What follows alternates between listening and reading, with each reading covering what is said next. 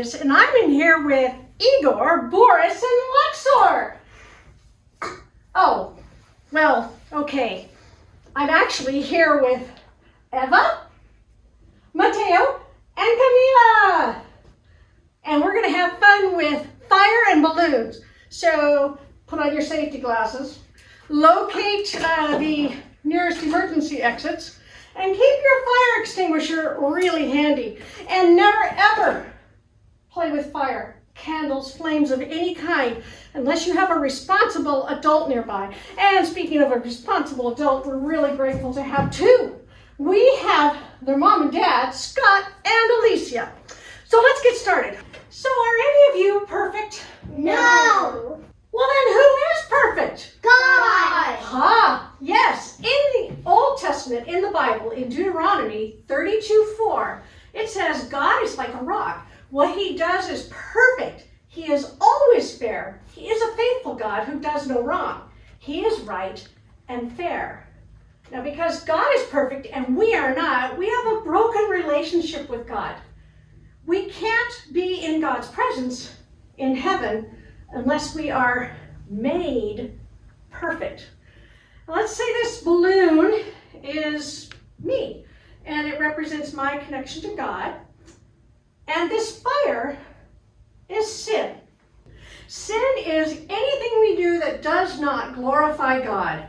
Anything naughty or mean.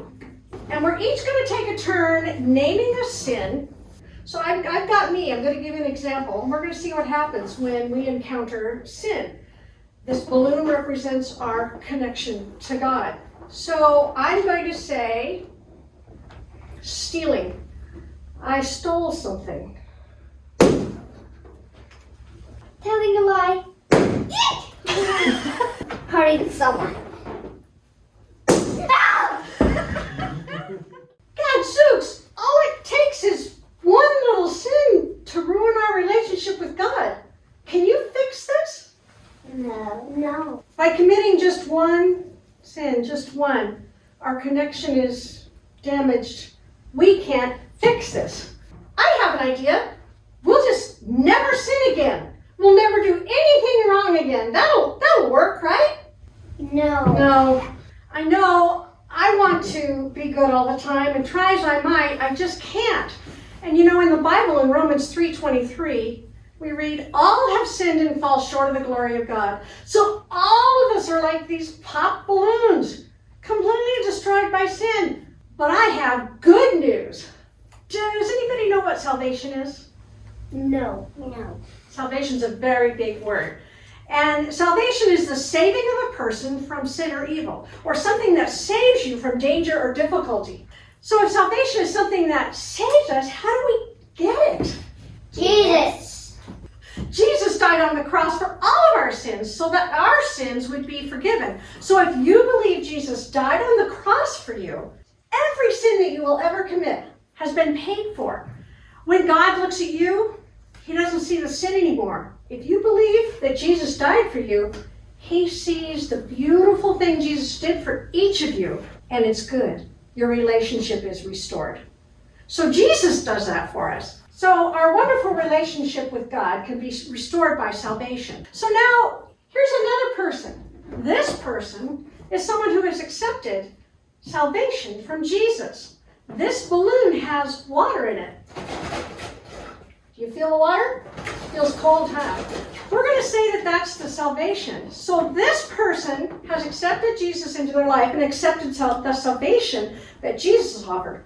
This person is filled with salvation from Jesus, and that is their protection from sin. So what do you think will happen when a person who has accepted Jesus and is trusting in the salvation that Jesus gave them encounters sin, encounters the fire of sin? Any guesses what will happen? It will not explode. Let's find out. Hold it over the fire. Huh. So the person who has the salvation of Jesus isn't destroyed by sin. Jesus takes the heat or the burn of sin away in our lives. The amazing thing about Jesus' salvation is that you don't have to work for it. You just simply have to tell Jesus you are a sinner. Jesus went to the cross for each and every one of us because God can't imagine heaven without you and without you. If you do ask Jesus into your life to be saved from sin, be sure to tell someone. Tell your mom, your pop, Miss Mary, Miss Kathy, me, Pastor Brad, Pastor James. We all want to celebrate your new life with Jesus.